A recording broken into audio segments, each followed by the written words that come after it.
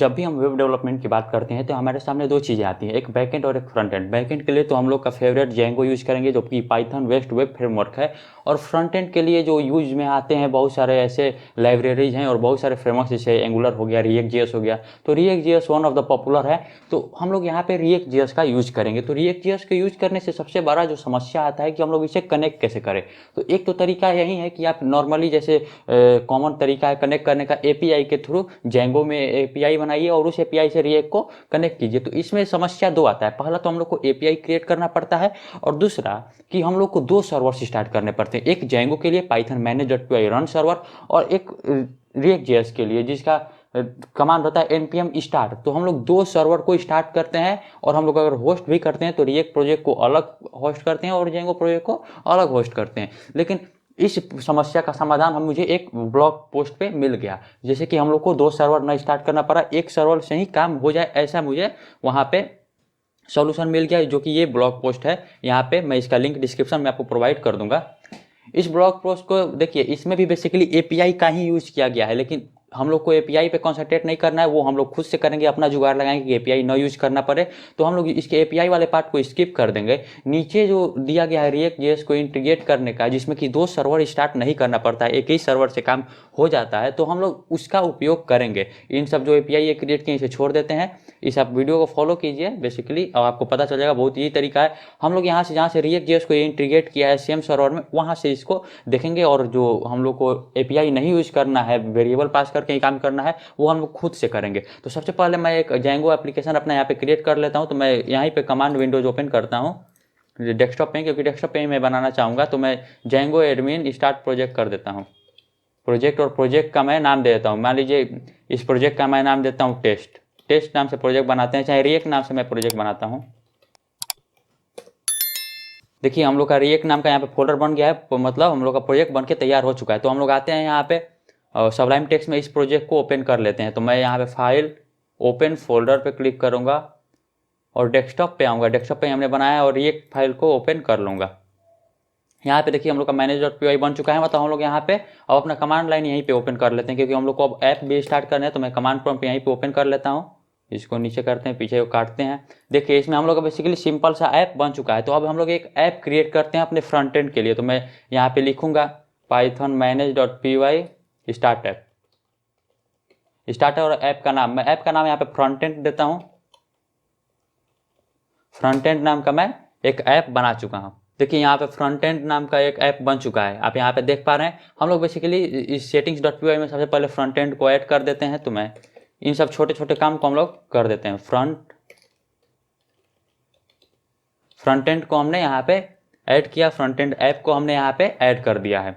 अब हम लोग एक अपने इस फ्रंट एंड नाम के ऐप में एक व्यू क्रिएट करते हैं। मैं यहाँ पे इंडेक्स नाम का, देखिए रिएक्ट जेएस क्या होता है, रिएक्ट जेएस से हम लोग सिंगल पेज वेबसाइट बनाते हैं, मतलब उसमें केवल एक ही एचटीएमएल पेज होता है। तो हम लोग यहाँ पे केवल एक ही एचटीएमएल पेज बनाएंगे, इंडेक्स एचटीएमएल पे, तो एक ही व्यू भी क्रिएट करेंगे। तो यहाँ पे मैं लिखूंगा डेफ इंडेक्स नाम का मैं एक व्यू क्रिएट करता हूँ।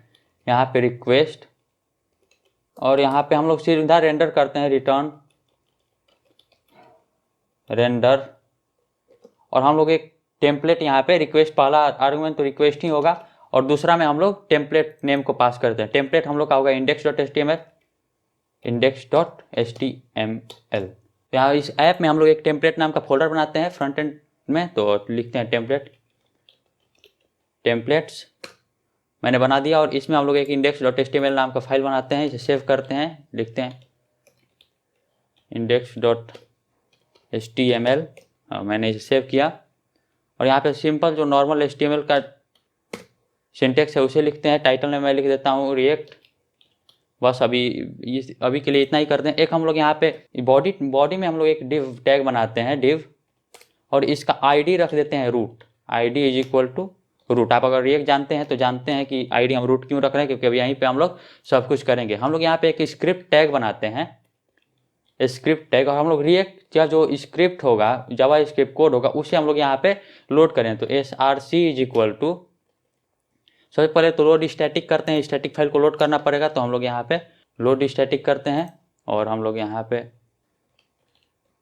स्टैटिक, और यहाँ पे हम लोग यूआरएल दे देते हैं। तो स्टैटिक में हम लोग main.js को बेसिकली करेंगे, js/main.js कर देते हैं, js नाम के डायरेक्टरी में रखेंगे js/main.js।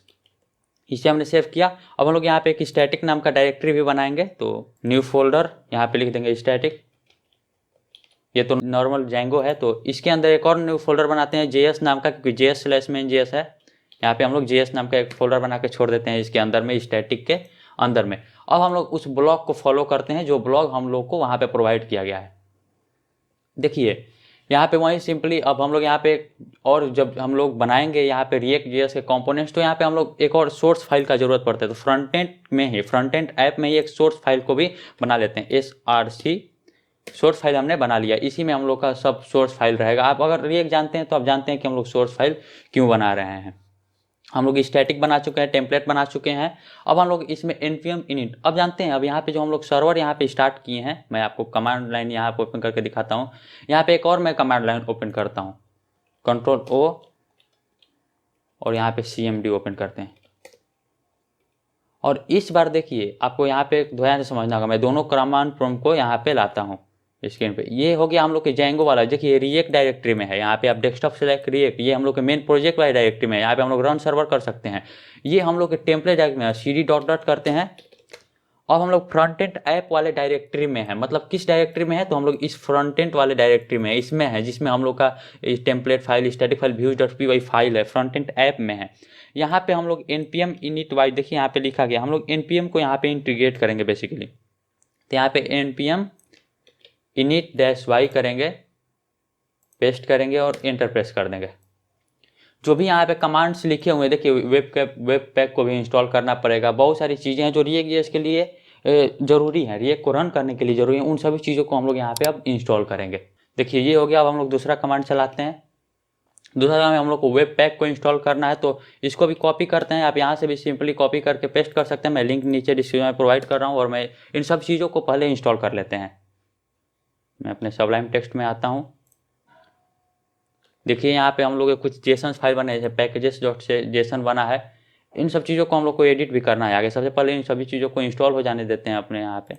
देखिए अगर आप ध्यान से देखिएगा तो इधर हम लोग का नोट मॉड्यूल नाम का एक फोल्डर बन चुका है इसी फ्रंट एंड ऐप में, जो हम लोग बनाए थे। हम लोग इसी में बेसिकली React.js को भी इंटीग्रेट कर रहे हैं इसी ऐप में।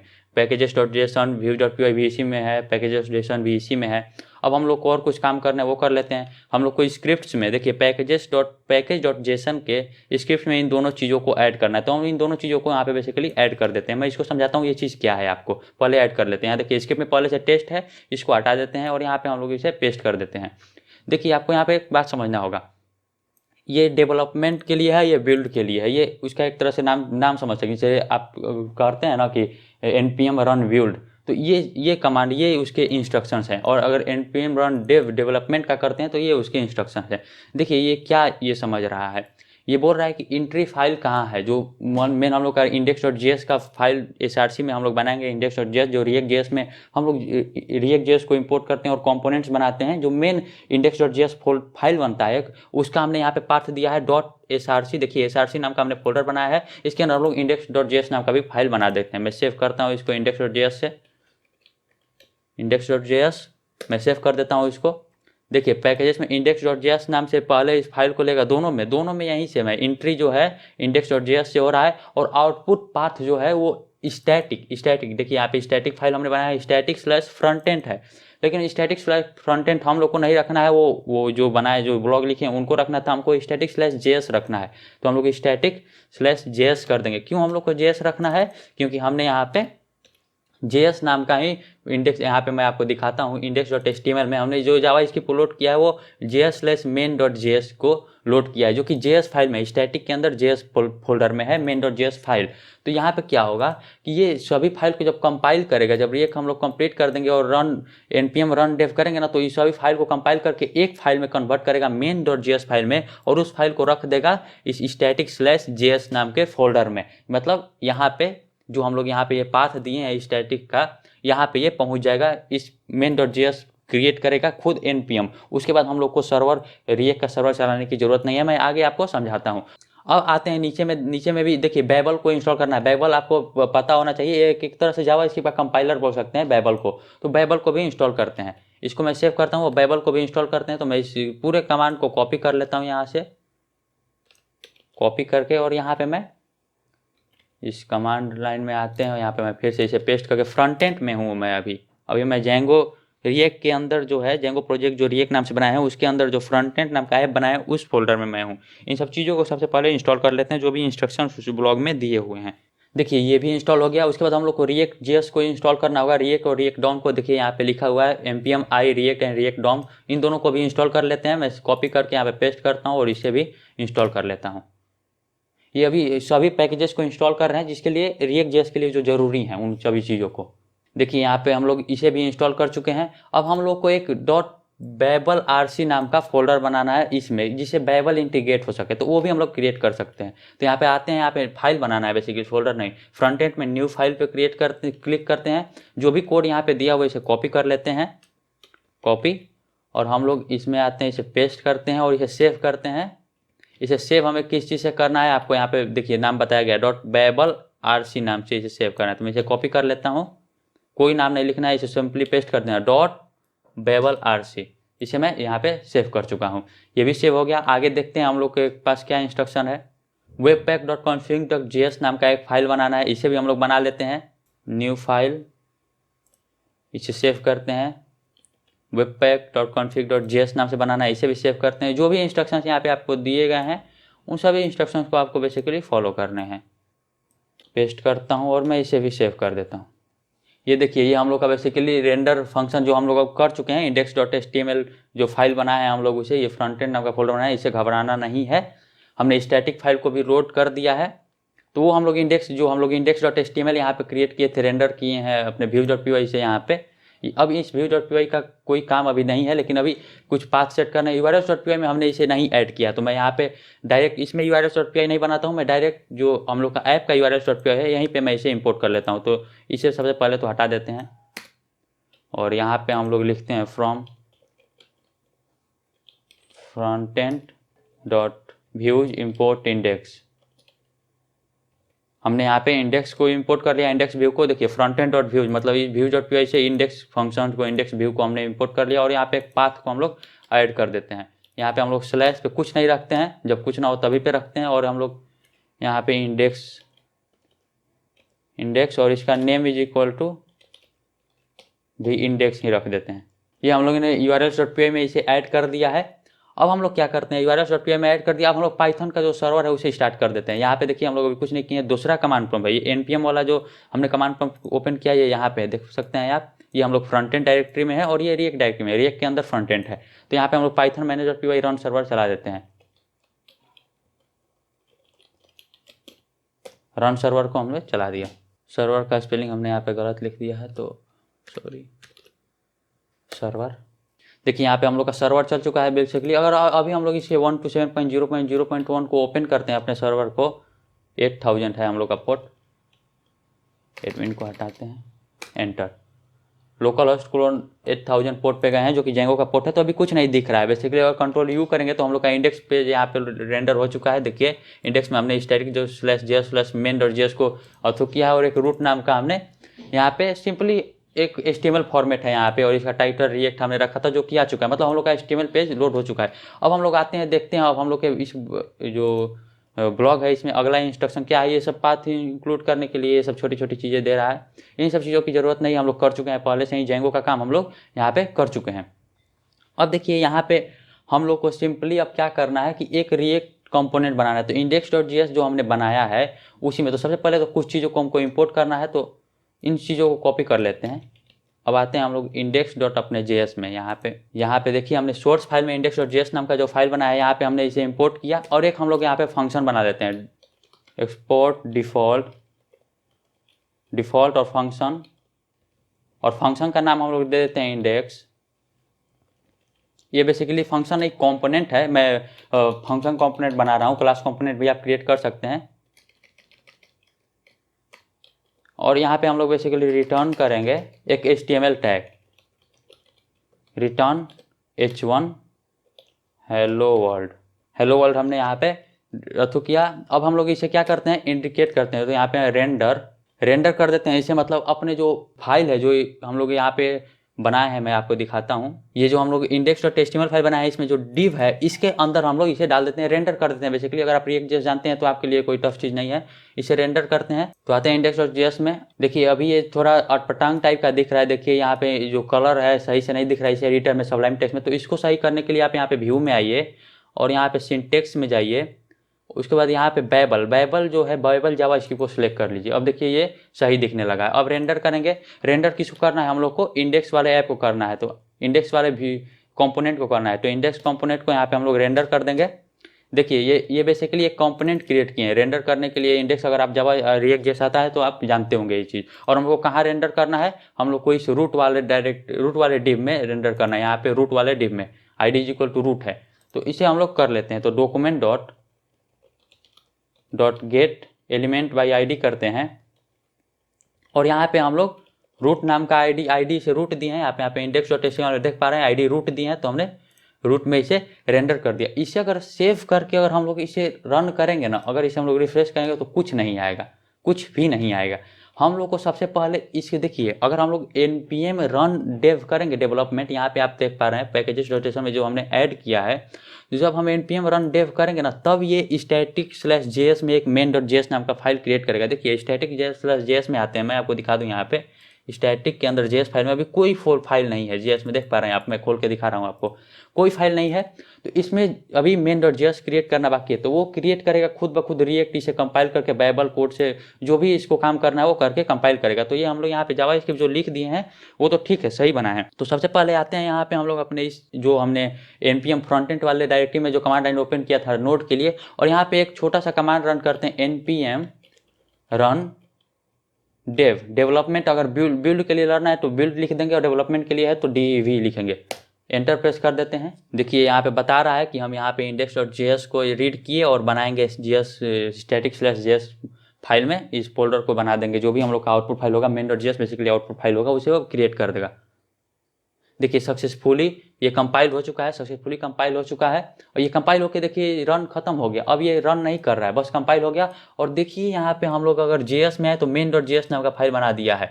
इसे मैं अगर ओपन करके आपको दिखाऊं तो देखिए इसमें बहुत सारा कोड लिखा हुआ है, आपको समझ में आ जाएगा। जावास्क्रिप्ट कोड है बेसिकली, मतलब ये अपने से बहुत सारा कोड इसमें लिख दिया। अब हम लोग उसे रिफ्रेश करते हैं अपने इस पेज को, जो हम लोग देखिए अभी ये कमांड प्रॉम्प्ट में सर्वर नहीं चल रहा है, ये बंद है। ये आप देख पा रहे हैं बंद है बिल्कुल। और यहाँ पे मैं अगर दिखाऊँ अपना दूसरा जेंगो वाला सर्वर, तो केवल जेंगो वाला सर्वर ही यहाँ पे चल पा रहा है। देखिए जेंगो वाला सर्वर चल रहा है। अब हम लोग इसे रिफ्रेश करते हैं। मैं इसे रिफ्रेश करता हूँ तो देखिए यहाँ पे हेलो वर्ल्ड प्रिंट हो चुका है, मतलब हम लोग का React.js इसमें इंटीग्रेट हो चुका है। लेकिन इसके बाद भी एक समस्या आता है कि चलो भाई तुमने सर्वर का तो टेंशन खत्म कर दिया, लेकिन वेरिएबल जो हम लोग का एक टेंशन था कि हम लोग अगर कोई यहाँ से पास करे, API क्रिएट करना पड़ता था। लेकिन अब हमको API नहीं क्रिएट करना है। जैसे हम लोग यहाँ से कोई भी वेरिएबल पास करते थे, पैरामीटर पास करते थे। जैसे हम लोग परम्स नाम से एक पैरामीटर बनाते थे। परम्स = एक डिक्शनरी रहता था बेसिकली, और उसमें हम लोग मान लीजिए कि हम लोग हेडिंग नाम का HEAD हेड नाम का एक हम लोग वेरिएबल यहाँ पे मतलब वैल्यू पास करते हैं, डेटा पास करते हैं। हेड में हम लोग लिखते हैं वर्किंग मैंने लिख दिया हेड में। अब इसी को हम लोग को पास करना है, तो इसके लिए हमें जेसन का प्रयोग करना होगा। इस डिक्शनरी को बेसिकली जेसन में कन्वर्ट करके हमें भेजना होगा, क्योंकि जावास्क्रिप्ट जेसन को ही रीड करता है। तो हम लोग इसे जेसन में कन्वर्ट करेंगे। तो मैं यहाँ पे पहले तो जेसन को इम्पोर्ट कर लेता हूँ। तो फ्रॉम जेसन, हमको जेसन को नहीं इंपोर्ट करना है, हमको वो चीज़ चाहिए जो इसे जेसन में कन्वर्ट करे। तो डम्प्स है जो जेसन में डिक्शनरी को जेसन में कन्वर्ट कर देगा। तो फ्रॉम जेसन इंपोर्ट डम्प्स। देखिए डम्प्स यहाँ पे आ गया है, डम्प्स। अब इसे हम लोग यहाँ पे इंपोर्ट कर चुके हैं। अब हम लोग इस डिक्शनरी को यहाँ पे पास कर देंगे। तो हम लोग ऐसे नहीं पास करेंगे, यहाँ पे हम लोग एक और बनाएंगे जैसे पैरामीटर पास होता है, और यहाँ पे लिखेंगे डेटा नाम का एक वेरिएबल बनाएंगे।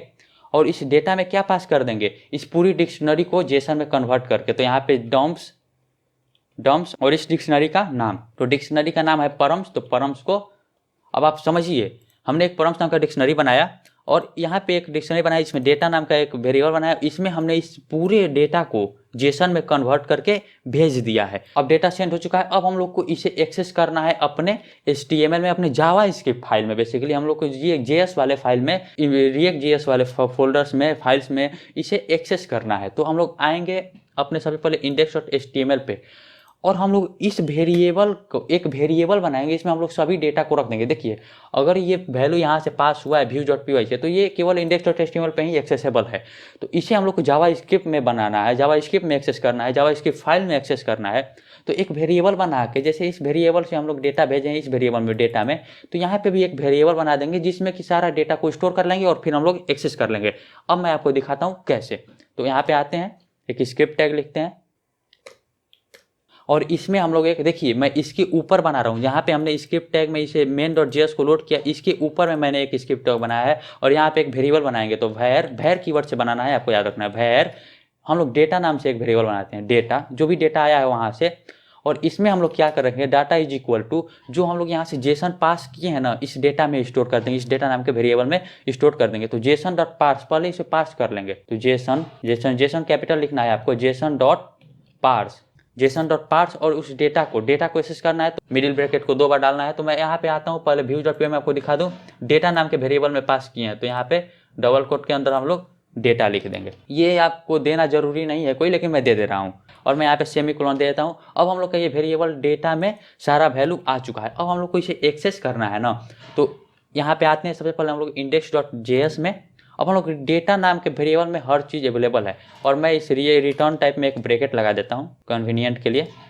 और यहाँ पे हेलो वर्ल्ड हो गया, और हम लोग इसको न्यू लाइन में रखते हैं, थोड़ा इंडेंटेशन में सही कर देता हूँ, हेलो वर्ल्ड। एंड यहाँ पे लिखते हैं डेटा इज, इसी में एक मैसेज प्रिंट करते हैं, डेटा इज। और हम लोग को डेटा को प्रिंट कराना है। तो डेटा को कैसे प्रिंट करेंगे, तो जावा स्क्रिप्ट को जेसन में, ये देखिए ये बेसिकली ये जो है ना, इसे JSX बोला जाता है। जो हम लोग यहाँ पे HTML लिख रहे हैं जावा स्क्रिप्ट के अंदर ही, तो JSX में हम लोग को अगर जावा स्क्रिप्ट कोड को एक्सेस करना होता है ना, तो एक ब्रैकेट लगा देते हैं, और इसके अंदर हम लोग जावा स्क्रिप्ट कोड को एक्सेस कर सकते हैं। तो हम लोग जावा स्क्रिप्ट में डेटा नाम से वेरिएबल बनाए हैं। वहाँ पे डेटा नाम से, मैं यहाँ पे आपको दिखा दूँ एक बार, यहाँ पे हमने डेटा नाम से वेरिएबल बनाया है, तो इसी को एक्सेस करना है। तो यहाँ पे मैं ओपन करता हूँ, अपना index.js में आता हूँ, और index.js में डेटा के अंदर हमने, जब ये डेटा हम लोग यहाँ पे पास किए हैं, बेसिकली मैं आपको यहाँ पे दिखा दूँ, views.py में आता हूँ। तो डेटा तो बेसिकली जेसन है, ई सब है, जेसन में कन्वर्ट होके। तो डेटा के हेड को हमको एक्सेस करना है, जहाँ पे वर्किंग है।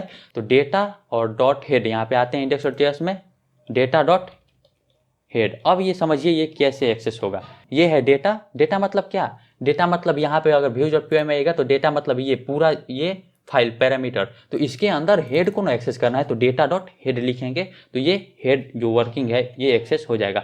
अब हम लोग इसे एक बार सेव कर लेते हैं पूरे फाइल को। मैं index.js को सेव कर लिया, सब फाइल सेव है। अब फिर हम लोग को बनाना है, फिर से बनाना है main.js फाइल। तो फिर से इस कमांड को एक बार रन कर देंगे, हर चेंजेस के बाद रन कर देंगे। देखिए ये रन हो चुका है, लिख रहा है सक्सेसफुली कंपाइल्ड। अब देखिए हम लोग डेटा को एक्सेस कर पा रहे हैं कि नहीं। अब आते हैं यहाँ पे, अब हम इसे रिफ्रेश करते हैं। देखिए रिफ्रेश करने पे कुछ नहीं आ रहा, मतलब कुछ छोटा सा एरर है। मैं इसे देख लेता हूँ क्या एरर है। देखिए यहाँ पे हमने एक छोटा सा मिस्टेक किया। ये जो डेटा आया है इससे हम लोग को जेसन में ही लाना होगा, जेसन के फॉर्मेट में ही लाना होगा, जेंगो से उठा के। तो यहाँ पे escape JS लिखेंगे, ESCAPE JS। एक फिल्टर लगा देंगे बेसिकली कि ये जेसन में ही रहे, मतलब ये स्किप JS में आ जाए। ये फॉर्मेट है, तो बेसिकली आप इसे समझ सकते हैं। अब मैं इसे रिफ्रेश करके फिर से देखता हूँ। देखिए अब हमने वहाँ पे एक छोटा सा मिस्टेक किया, लेकिन अब देखिए अब hello world data is working. हमने यहाँ पे डेटा इज वर्किंग, क्यों डेटा इज वर्किंग यहाँ पे लिखा है, क्योंकि हमने वर्किंग पास किया है। अब मान लीजिए मैं डेटा को चेंज करता हूँ, मैं यहाँ पे आता हूँ views.py में, और यहाँ पे हमने डेटा को चेंज किया है, वर्किंग नहीं, यहाँ पे डेटा इज आशीष सिंह लिख देता हूँ, आशीष सिंह। अब मैं इसे सेव करता हूँ और इसे रिफ्रेश कर देता हूँ। तो देखिए यहाँ पे अब सर्वर एक बार रिस्टार्ट हो जाने दीजिए। अब रिफ्रेश करता हूँ इसको, देखिए फिर आ गया hello world data is Ashish Singh. जो भी हमने डेटा पास किया वो डेटा हम लोग यहाँ पे एक्सेस कर पा रहे हैं। तो एक छोटा सा जुगाड़ था, जैसे हम लोग API से बच गए और हम लोग का डेटा भी आदान प्रदान होने लगा। तो आप थोड़ा सा और लॉजिक लगा के बहुत बड़ा वेबसाइट भी इसी तरीका से बना सकते हैं, कोई भारी काम नहीं है। देखिए मैं आप escape.js, यहाँ पे आपको कन्फ्यूजन क्रिएट होगा escape.js क्या है। तो यह बेसिकली प्रोटेक्ट करता है एरर से, जब आप जेसन और जावा इसकी वेरिएबल्स को क्रिएट करते हैं जेंगो के थ्रू, जेंगो टेम्पलेट से कोई भी डेटा भेज के। तो आप अगर आपको अच्छे से इसे जानना है तो आप ये डॉक्यूमेंटेशन को बेसिकली पढ़ सकते हैं। हैं। तो आई होप कि आपको ये वीडियो पसंद आया होगा। हमने यहाँ पे देखिए ये पूरे वैल्यू को यहाँ पे वेरिएबल भी ला दिया, एक सर्वर से काम भी कर लिया, React.js को इंटीग्रेट भी कर लिया। और यहाँ पे जो भी आप अगर React.js के एक्सपर्ट हैं तो आप React.js के जो भी कमांड, रिएक्ट राउटर या कोई भी कमांड आप यूज़ कर सकते हैं। यहाँ पे React के किसी भी फैसिलिटी को यूज़ कर सकते हैं।